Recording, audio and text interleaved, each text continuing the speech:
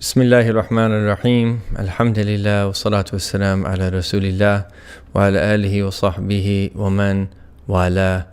Welcome to the fourth final session. In these sessions we have been looking at Imam Ghazali's book of fasting titled Kitab Asrar as-Sawm, the mysteries of fasting. And we've been looking into various considerations of the fast. And insha'Allah ta'ala, today we will be looking into the fast insofar as it relates to a higher degree of fasting, with the intention that we move up in the degrees of fasting based upon the breakdown that Hujjat al-Islam gave us. And if we remember in the previous session, Imam Ghazali said that there are 3 degrees of fasting. The first degree is the degree of the common believer. The second degree is above that, it's of the elect. And then the highest degree is what he calls the fast of the elect of the elect. And even the fast of the common believer, the Sawm al-Umum as he calls it, we should never belittle that, and that in of itself is something great. So I want to be very careful when we speak about this higher degree of fasting to somehow belittle the lesser degree. No, it's greater than the degree that precedes it. It's a higher degree. And we first and foremost want to perfect the fast according to that basic degree, the degree of the Umum. And there's energy that we have to put in and effort that we have to make even to achieve that, where we are fasting in a way that is acceptable in Sharia. And we learn basic ahkam, legal rulings of the fast. We know what we can do, we know what we can't do, we know what we must avoid. We have a bit of scrupulousness and are a little bit careful about certain matters, particularly when we start our fast, when we end our fast. And in general, we move up in the degrees of etiquette slowly over a prolonged period of time. And the first degree is a degree of importance as well, and we spoke a little bit about that in the previous session. In today's session, we're going to be focusing on the second degree, the Sawm al-Khusus, the fasting of the elite, and with the intention of attaining a higher degree of fasting. And in his book, Imam Ghazali, he mentions 6 considerations that we should all take into consideration if our fast is going to move up in degree. And that's what we will focus on, bi'idhnillahi ta'ala. So he says here, وَأَمَّا الصَّوْمُ الْخُصُوصُ وَهُوَ صَوْمُ الصَّالِحِينَ. As for the fasting of the elect, which is the fasting of the righteous, فَهُوَ كَفَّ الْجَوَارِحِ عَنِ الْآثَامِ. Its reality is protecting your limbs from sin. وَتَمَامُهُ بِسِتَّةِ أُمُورٍ. Its completion is through the following 6 matters or considerations. Al-awwalu, so the first is غض البصر, and literally that means lowering your gaze. But the first category relates to protecting the eyes. And what he's going to do is he's going to speak about the eyes, the tongue, and the ears specifically. And then he's going to speak about all of the limbs in general, and then add 2 other things for us to consider. So he begins with the basar, with the eyes. And of course it relates to things that are haram, but for Imam Ghazali, he wants us to really attain the blessing of the fast if we're indeed going to move up to the degree of the elect in our fast. It can't just be in terms of avoiding what is unlawful, because we always have to do that. So what does he say? غض البصر, lowering the gaze. وكفه, and restraining it from what? And الاتساع في النظر إلى كل ما يذم ويكره, where you refrain from looking at anything that is blameworthy or disliked. And then on top of that, وإلى كل ما يشغل القلب يلهي عن ذكر الله عز وجل, and you refrain from looking at anything that will preoccupy the heart and prevent you from being in a state of remembrance of Allah Ta'ala. Ooh, la ilaha illallah. He's now made it, he's explained how we can do this. And some of us might be thinking, how do I do this? How do I do this in most Ramadans when I still have to work, when I still have to engage with people, when I'm still out in public and around other people? Say internally in your heart, sam'an wa ta'ah. We hear and we obey.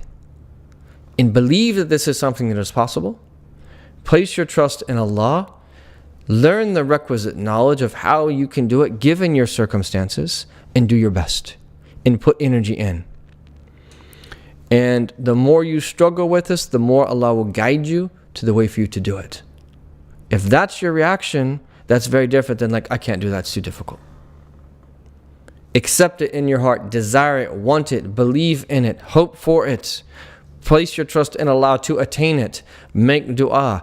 Be willing to have sidq and truthfulness. And be willing to be truthful in your resolve to have truthfulness and to put this into practice. And you will see wonders on how Allah subhanahu wa ta'ala opens up the doors for you to put this into practice. But it begins with you and I. When we study books like this begin deep within your heart. And don't be veiled by this sinful soul who's speaking, or whoever is presenting this material to you. Hear what this Imam is saying. This Imam's heart was alive. This Imam was tasting these realities. He was experiencing them. And he's put pen to paper, expressing what was in his heart, so that you and I can then hear it and have access to it. And sometimes people that are hearing things from their teacher, they ascend way beyond their teacher. And the reality is, the true teacher is the teacher who wants all of his students to surpass him. He wants all of his students to have a higher rank. He wants all of his students to go way beyond where he went. And the great teachers are the ones who try to combine 20, 30, 40, sometimes 50 years of knowledge and experience and reflection, and to summarize it so that people can traverse the path quickly. These are the true teachers. And so don't be veiled by this Abd al-Faqir. Listen to what Imam Ghazali is saying. And our benefit from this class in particular, and in other classes in general, will be to the degree that we respond internally to these words. Ya ayyuhalladhina amanu istajibu lillahi wa lirrasuli idha da'akum lima yuhyikum. O you who believe, respond to the call of Allah and His Messenger when they call you to that which will bring you to life. How do we respond to these meanings? Unfortunately, there are people that are diseased in their hearts, that have something against any attempt to focus on the spiritual dimension of the human being, unfortunately.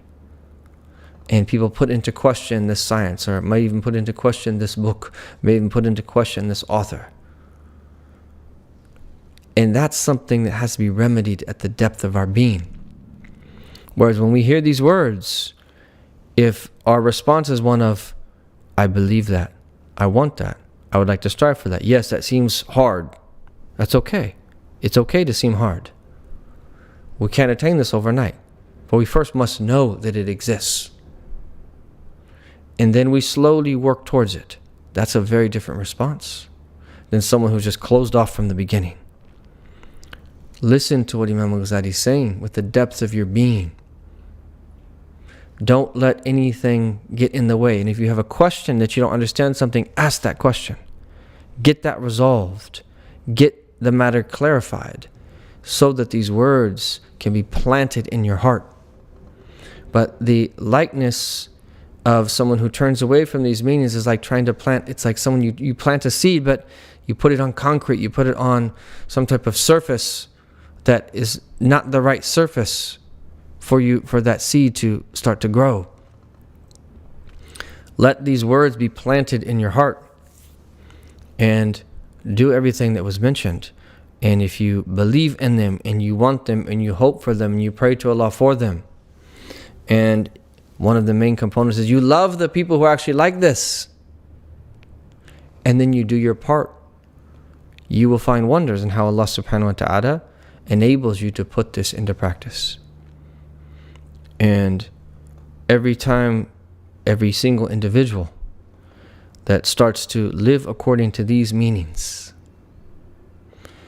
the more people that are like this in our family, in our community, in the societies in which we live, the more good that's going to come. Good starts from within. فَاقِدُ شَيْءٍ لَا يَعْطِي. Someone who does not have something cannot give something. And unfortunately, Muslims are, with their actions, because people associate them with Islam, when oftentimes they're not, are means for people to think that Islam is ugly. Islam is nothing but beautiful. And the words of Iman, Islam, and Ihsan, if you take them down to the root, they're all words of relate to beauty.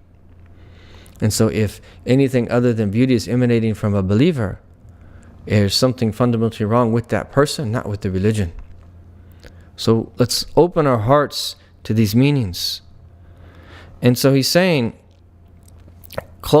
lowering your gaze from anything that will preoccupy you. Now, that doesn't mean that you walk outside and put your hand like this or wear a visor or something so you don't see people during the whole month of Ramadan. But what it does mean is cut back on how much you look at your phone. Cut back on how much you follow social media in Ramadan.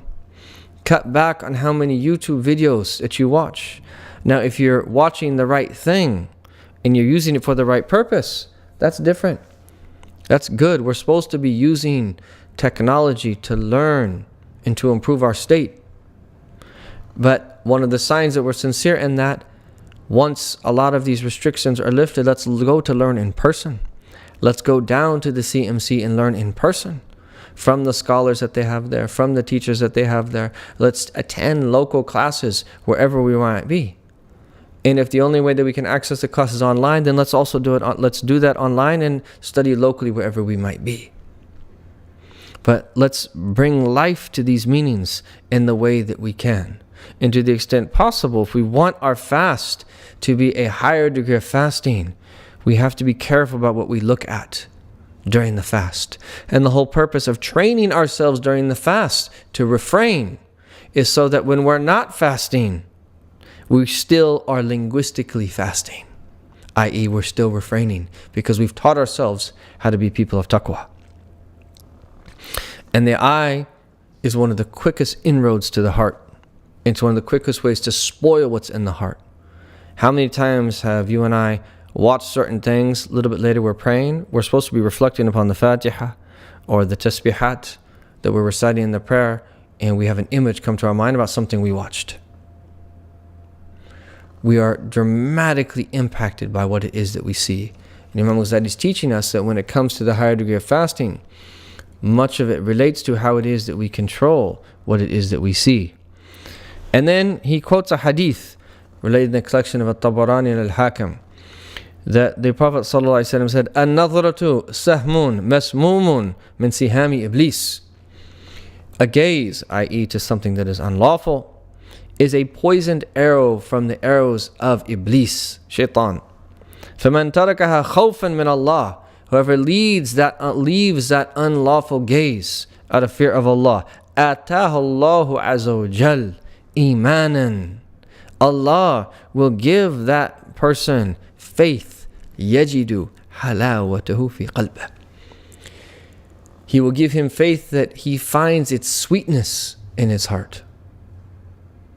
So we have this beautiful hadith as a source of encouragement when we're out in public on any occasion, especially during Ramadan.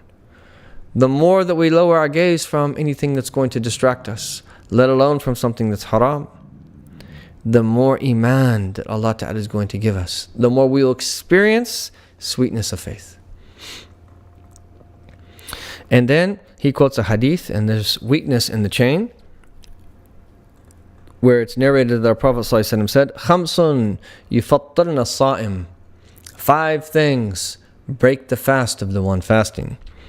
Al-kadhib, lying. Wal-ghiba, backbiting. An-namima, tale-bearing. Wal-yamin al-kadhiba, a false oath.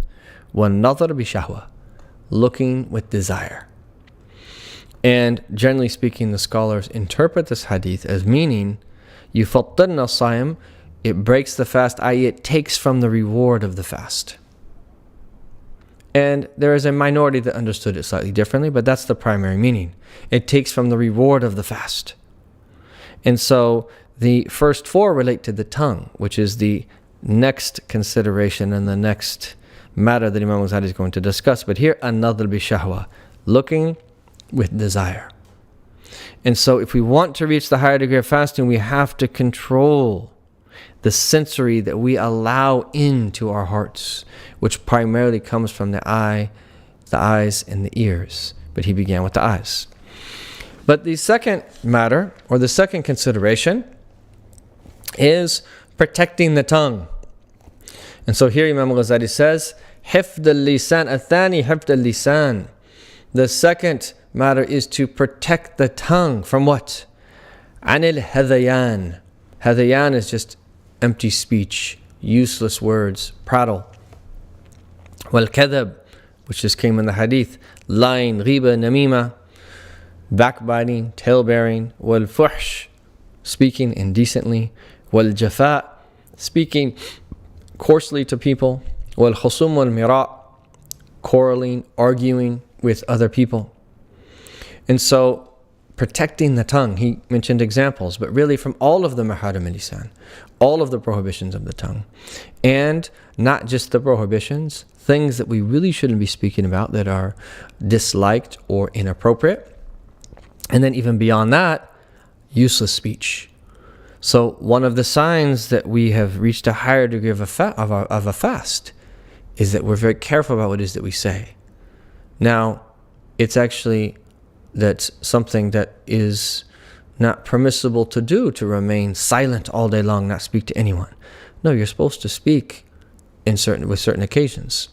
You speak to family, you speak to friends, and so forth and so on. You speak to your neighbors. Speaking is legitimate, but it should be purposeful speech. Ramadan is, especially when you fast, especially is not a time to just speak about whatever. We should try to control our tongues more in Ramadan, especially that in the month of Ramadan when we're fasting and when we're fasting in general, so that we can get control of this piece of flesh that has caused us so much trouble. And if Sayyidina Abu Bakr Siddiq used to grab his tongue and say, هَذَا الَّذِي أَوْرَدَنِي الْمَوَارِدِ, this is what got me in trouble. If Sayyidina Abu Bakr Siddiq is saying that, then what about us? La ilaha illallah. And this is why they say that the tongue, its jirm is saghir, but its jurm is kabir. And its size is small, but the sin that it can potentially commit is great. So we need to learn to restrain our tongues, and in order to reach the higher degree of fasting, we have to do this. And he mentioned some of the examples of the way that we do this.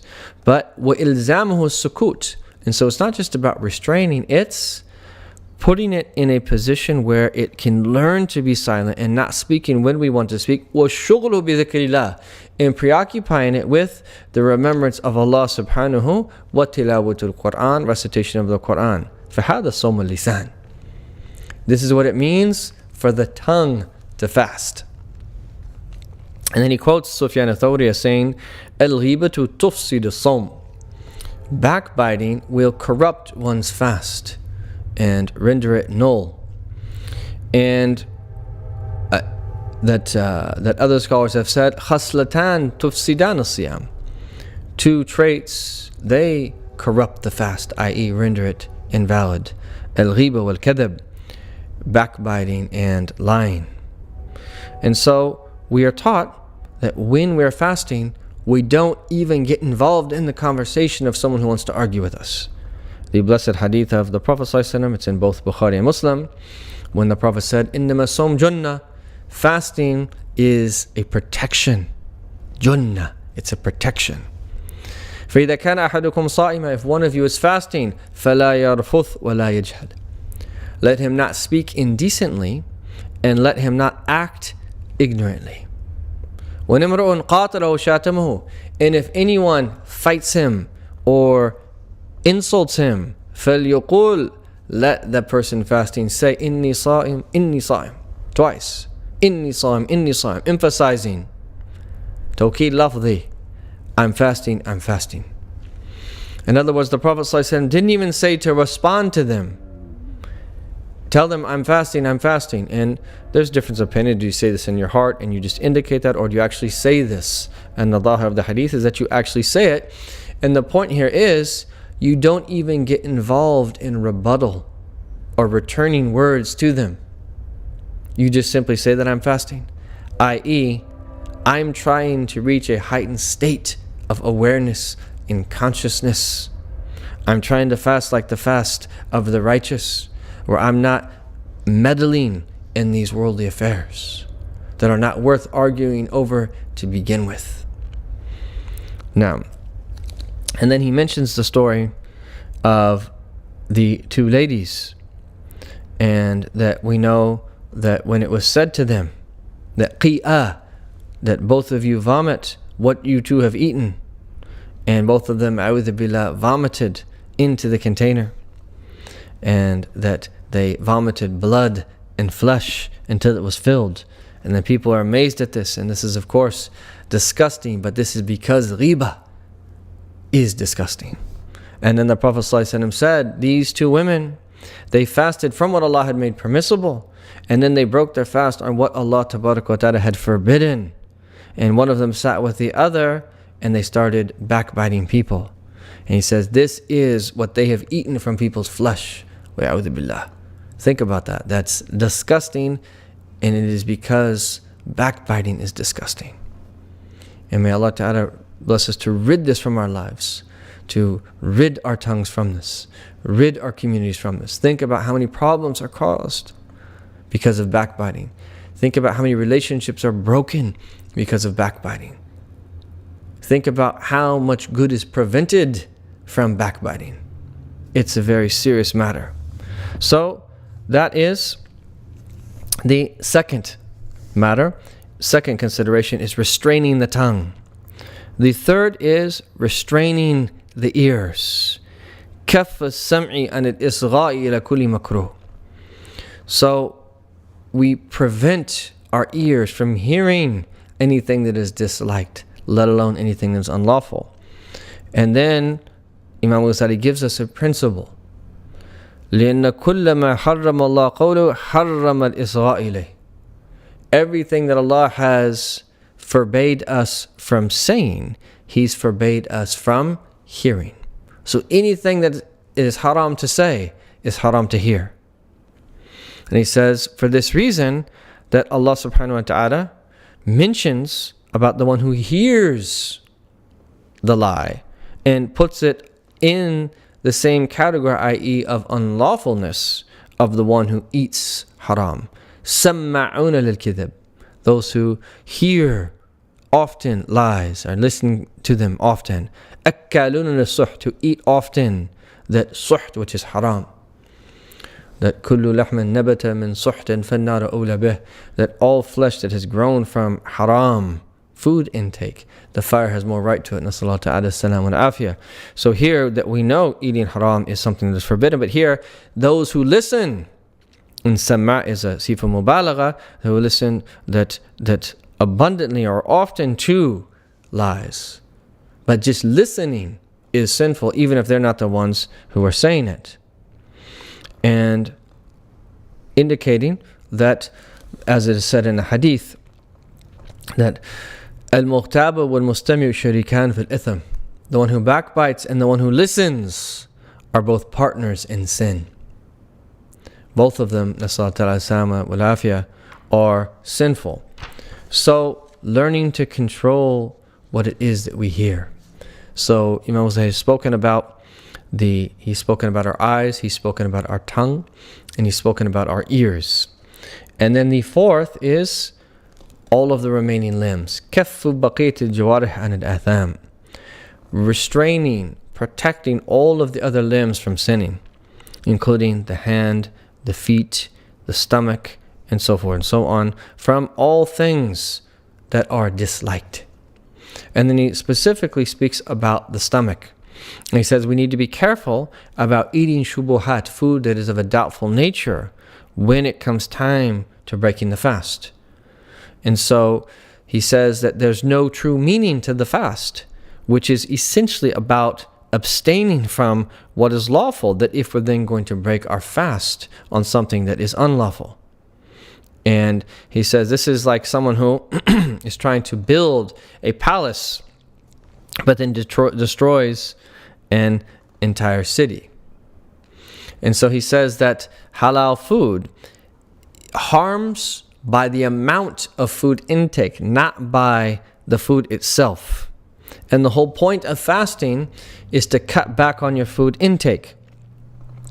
And so the one who eats too much is like the one who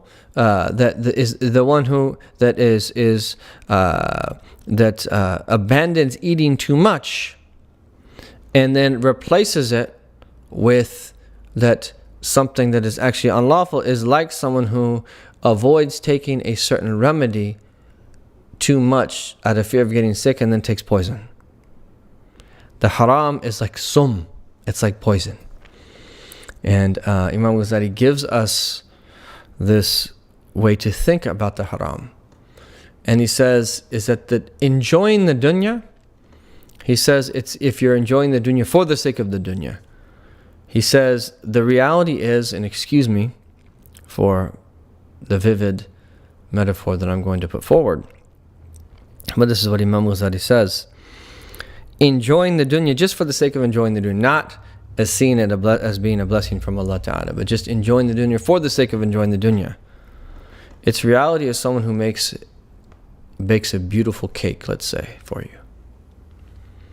And before they serve it to you, in the middle of the cake, they clear their throat. Excuse me, I said it was going to be vivid.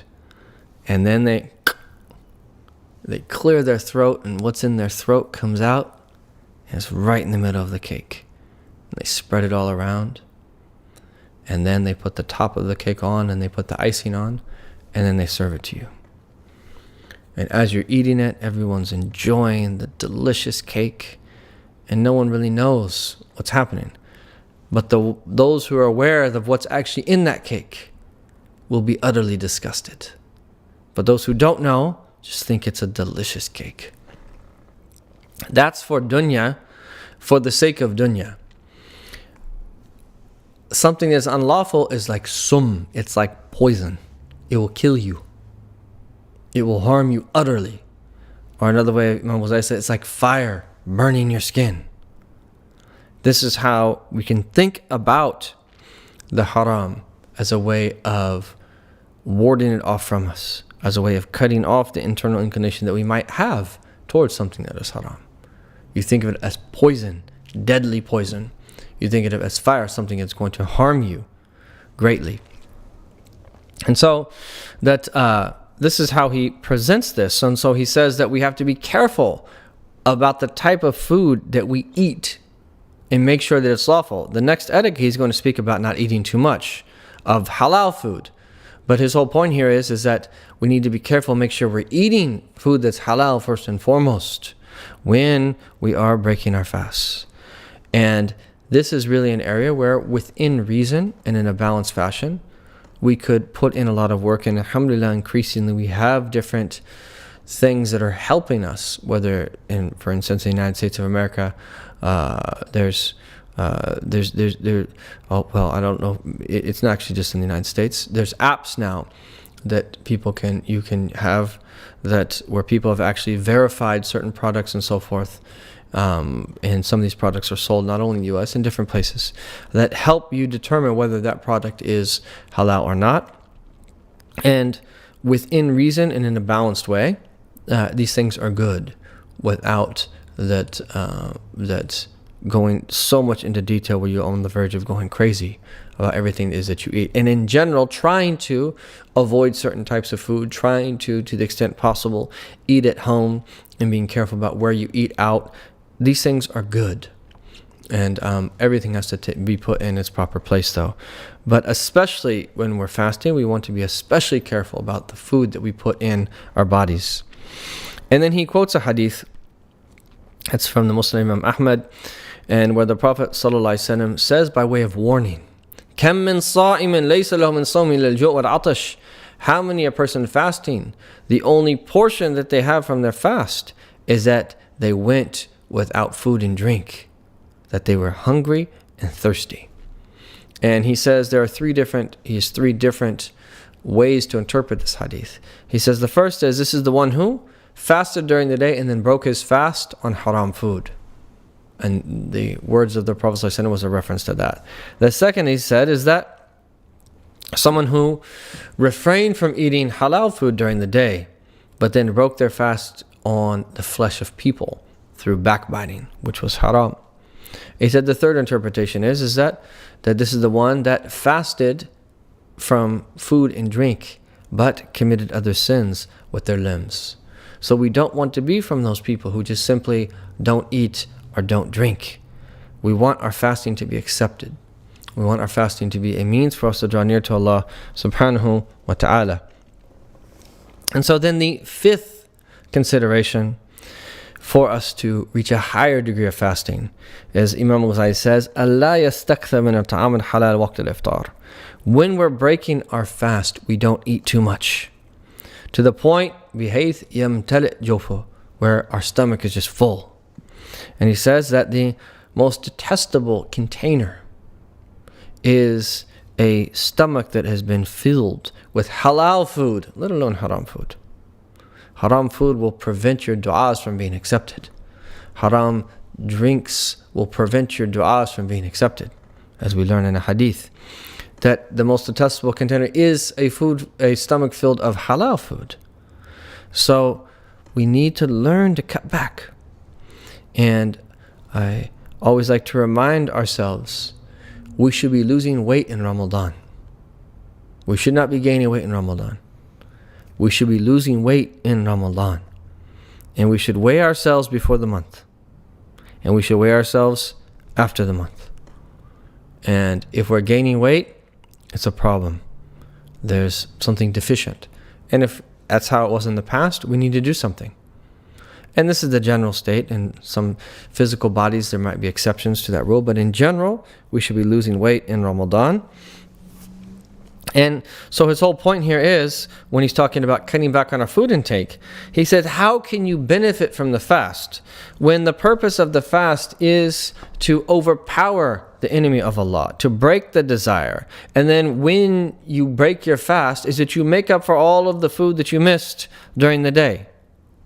And so if the whole point of the fast is to empty the stomach, to break the desire, so that the nafs, li taqwa nafs ala taqwa, so that your nafs, who you are, you have the ability then to strengthen yourself to be a person of taqwa.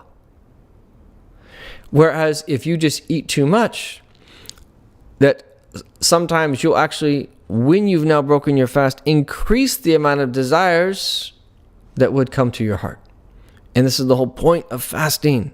If you remember, he says that the desires that we have, which are the attachments to this world, is like the pasture for shaitan that allows him then to rest within our heart.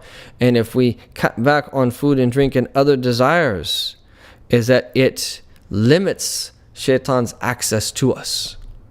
And so that if we don't observe that and we just eat whatever it is that we want to eat, and we don't restrain ourselves, we'll be cut off from the secret of that. Yes, outwardly you might still get reward for the fast, but it means that we haven't moved to this higher degree of fasting. And he says, it's even from, and after he's speaking about food, he says it's even from the etiquettes of fasting to not sleep a lot during the day, so that we feel hunger and thirst, and that we feel weakness of our physical body. Because what happens when we feel hunger and thirst, and we feel a little bit weak? فَيَصْفُوَ عَنْدَ ذَلِكَ قَلْبُهُ. The heart becomes pure. And if this remains until the evening, it allows us to worship Allah more. It allows us to say our awrad, our litanies, with more energy. And then فَعَصَى الشَّيْطَانُ أَلَّا يَهُمْ عَلَى قَلْبِهِ. Perhaps the shaitan won't then circle the heart. فَيَنْظُرْ إِلَى مَلَكُوتِ السَّمَاءِ. This is where now he starts getting on the verge of ilm al-mukashafa, the science of unveiling, to really encourage us to do this. Maybe if we that do this in a way pleasing to Allah Ta'ala, shaitan will not be circling the heart, so that we then gaze upon the Malakut as-Sama, the dominion of the heaven, the internal realm, the unseen. And he says, وَلَيْلَةُ الْقَدْرِ عِبَارَةٌ عَنَ اللَّيْلَةِ الَّتِي يَنْكَشِفُ فِيهَا شَيْءٌ مِنَ الْمَلَكُوتِ. Laylatul Qadr, its reality is a night that something of the unseen is unveiled. وَهُوَ الْمَرَادِ, and this is what is intended with the words of Allah Ta'ala, إِنَّا أَنزَلْنَاهُ فِي لَيْلَةِ الْقَدْرِ. So he said, whoever places between himself and his chest a lot of food, he'll be veiled from this. And whoever keeps his stomach empty, i.e., controls his food intake, he says, it's not just enough to watch your food intake. مَا لَمْ يُخْلِ هِمَّةُ عَنْ غَيْرِ اللَّهِ عَزَّ وَجَلَ. As long as we have not emptied our aspirations from other than Allah subhanahu wa ta'ala. وَذَلِكَ هُوَ الْأَمْرُ كُلُّهُ. That is the entire affair. ذَلِكَ هُوَ الْأَمْرُ كُلُّهُ. That is the entire affair, i.e., directing our aspiration to Allah, directing our heart to Allah, being in a state of iqbal, turning your heart to Allah. And the more that we can do this, the better. And even if it's only part of our day at first, do it at least part of the day, and then do it more, and then do it more. The more we can direct our heart to Allah Tabaraka wa Ta'ala, the better. وَمَبْدَأُ جَمِيعِ ذَلِكَ تَقْلِيلُ الطَّعَامِ. The starting point of all of that is to cut back on our food intake. And he says that he's going to speak more about that when he speaks about food in another volume of the Yahya. And then finally, he talks about the sixth. And he describes the way that our state should be in this sixth consideration at the time of iftar. And so he says, أن يكون قلبه بعد الإفطار معلقا مضطربا بين الخوف والرجاء.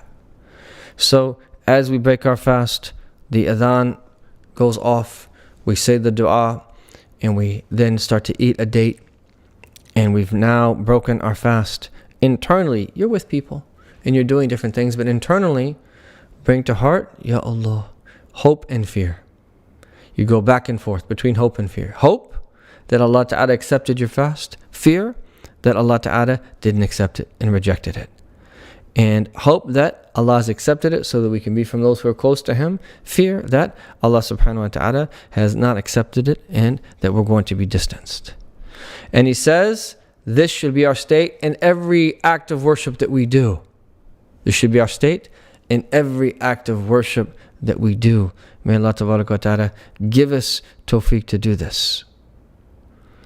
And the more that are conscious and aware, like the way that was mentioned, the more that we'll move up in the degrees. So these 6 matters: protecting the eyes, protecting the tongue, protecting the ears, protecting all of the other limbs, cutting back on the amount of food that we eat when we break our fasts, and having a heart that has both fear and hope when we break our fast, ask Allah Ta'ala to accept the fast. If we can do those 6 things, and the more to the degree that we do those 6 things, is to the degree that we can move from the Sawm al-Umum, the fast of the common person, to the Sawm al-Khusus, the fast of the righteous, the fast of the elect. And we will just end this session with a very beautiful thing that Imam Ghazali says here. And he speaks about, he answers a theoretical question that someone might ask, and how this relates to what the scholars of fiqh have said about acceptance of fast. And he makes a distinction here, and how it's possible that an outward form of acceptance i.e., we didn't do anything outwardly to break the fast, meaning that in a court or a judge could not force us to make up our fast. In other words, that there's outward considerations for acceptance of the fast. And then there's inward considerations. And Imam Ghazali says, فَأَمَّا عُلَمَاء الْآخِرَةِ, as for the scholars of the hereafter, فَيَعْنُونَ بِالصِّحَّةِ الْقَبُولِ, they mean by the fast being sahih, legally valid, qabul, that it's been accepted. وَبِالْقَبُولِ الْوُصُولِ إِلَى الْمَقْصُودِ, and they mean by acceptance, arriving to what it is that they were seeking. وَيَفْهَمُونَ أَنَ الْمَقْصُودِ مِنَ الصَّوْمِ التَّخَلُّقُ بِخُلُقٍ مِنْ أَخْلَاقِ اللَّهِ, and they realize that the purpose of fasting is so they could have takhalluq, that they could take on this trait that is from the traits of Allah subhanahu wa ta'ala in a way that is possible for human beings. Just as we say Allah is Ar-Rahim, Allah is the compassionate, that we become compassionate. Allah is Al-Kareem, He is the generous, and we become generous. وَهُوَ الصَّمَدِيَّةِ, independence, not being in need, i.e., resembling the angels, and how the angels are not trapped by desires, they're freed from them.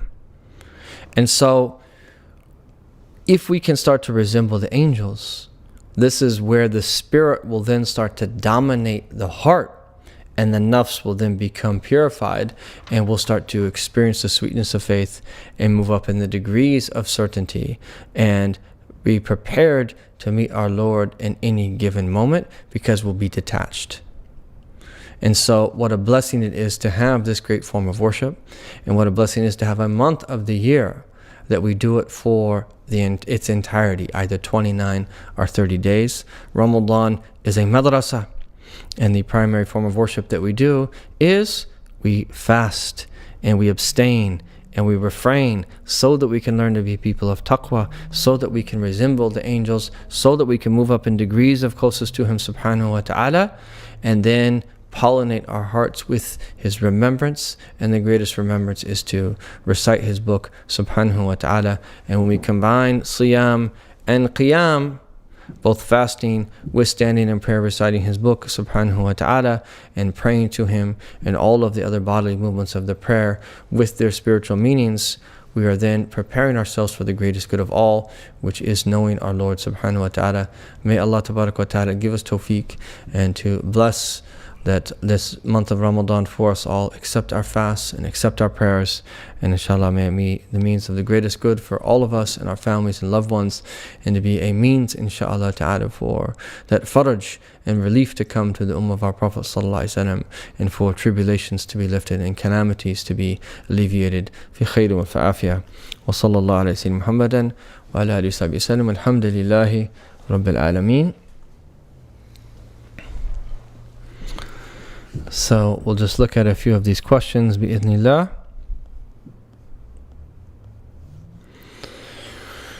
So there's a question that says, how can we communicate it to our office colleagues that we don't want to listen to backbiting? Again, I think we should just be really honest when it comes to these things, and we should be known for being a person of principle. And if people that are backbiting in front of us, we just simply tell them, like, look, I don't speak bad about people, and if y'all going to do that, I'm not going to sit here with you. And I think we just need to be transparent and develop a reputation for simply not speaking bad about people, and we don't sit with people who do speak bad about other people. And if we can develop the courage to be transparent like that, that's great. If we don't have the courage to do that, but we can somehow just leave the conversation and physically remove ourselves, that's also good. And if there's a way for us when people do this that we change the conversation, that's another way of doing it. But if there's nothing else that we can do, and we can't separate ourselves from the situation, you can't change the conversation or get up and leave, at very least, don't take part in it and hate in your heart what people are saying. And that's the very minimum. Any tips to keep one's resolve to keep fasting after Ramadan, i.e. Sunday, Monday, and Thursday? Shaitan always seems to get in the way. I would begin with doing something that's easy, 3 days out of the month. Al-hasanatu bi'ashri amthaliha. That every good deed is worth tenfold. And if we fast 3 days out of the month, it's as if we're getting the reward for fasting the entire month. I would fast 3 days out of the month. And that it's sunnah to fast like the layali al-bid, the white nights, the 13th, 14th, and 15th. And find if that's what works for you, khair. If not, any 3 days of the month. And fast, start with something that you know you can do. And then build on that. And that will help you keep your resolve. Does avoiding doubtful things mean avoiding what is not permissible in some madhab? I understand that's what, but I'm worried if it comprehends, but if I haven't gotten to the point. No. That's an extremely high degree of scrupulousness to fast so that it's acceptable in all 4 schools. If someone has that aspiration, khair, but I would be careful with that at first. Stick to one school. And the main thing is that you just don't do whatever it is that you want to do. The whole purpose of the sharia is to refine your nafs, so that you don't just do whatever it is that you want to do, which will harm us. That harms us in terms of our health, that harms us spiritually as well. My advice would be stick to one school, learn that school well, and in those matters where Allah Ta'ala has permitted in one school and not another, just stick to one school. And if there's a need to take another opinion to make it easier on yourself in another school, for good reason, that's legitimate as well. And if someone does want to make things more difficult on themselves by having their fast be accepted in all schools, that's good if that corresponds to your degree. Be careful of taking on more than you can do though. Start with sticking to one school and doing so well. And then if over time that you want to move up in scrupulousness, as long as it's not causing you misgivings and there's signs that would appear that it's not really your state, if that's the case, then I would just go back to what I mentioned previously. Would it be haram to eat something halal but not appropriate for his or her health? I see. So like if you know that, say for instance, certain types of food that, let's say you're diabetic and there's certain types of food you can't eat, and you eat that particular food, does that become haram?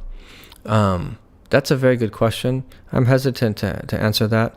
I would ask the CMC scholar, Sheikh Suhail, that question. I think that would be a good question to pose to him.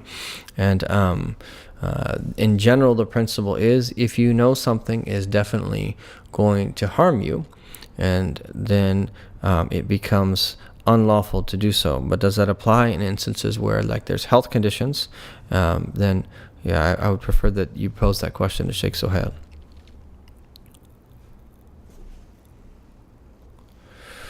Suppose there's a family problem, someone is harming someone else, they're oppressing them, but it's difficult to understand the situation, interpret and assess the different narratives. How can someone handle such family situation and be resolved without conversations about people? So that if you are having a conversation to get to the bottom of a situation, that's not considered to be ghibah or backbiting. This is one of the times where it's permissible to mention something about someone else when you're trying to get help, but you have to legitimately want to actually get help. And so that getting to the bottom of a situation and speaking to people and learning about what happened in the situation, that is not considered to be a sin, because you have to know the facts in order to provide answers to the particular situation. And alhamdulillah, with that, may Allah ta'ala bless you all in the remaining days of this month. Alhamdulillah, as always, I encourage everyone to support the Cambridge Muslim College and all of the great work they are doing. May Allah subhanahu wa ta'ala give them tawfiq in all that it is that they do. May Allah ta'ala bless them to be a beacon of light for the entire world and to benefit us all through them, inshaAllah ta'ala, and through all of the good work that they are doing. Barakallahu feekum, inshaAllah ta'ala. Hopefully that when this whole situation settles, that we'll get to see many of you people in person. Bi-idhnillahi ta'ala. Assalamu alaikum wa rahmatullahi wa barakatuh.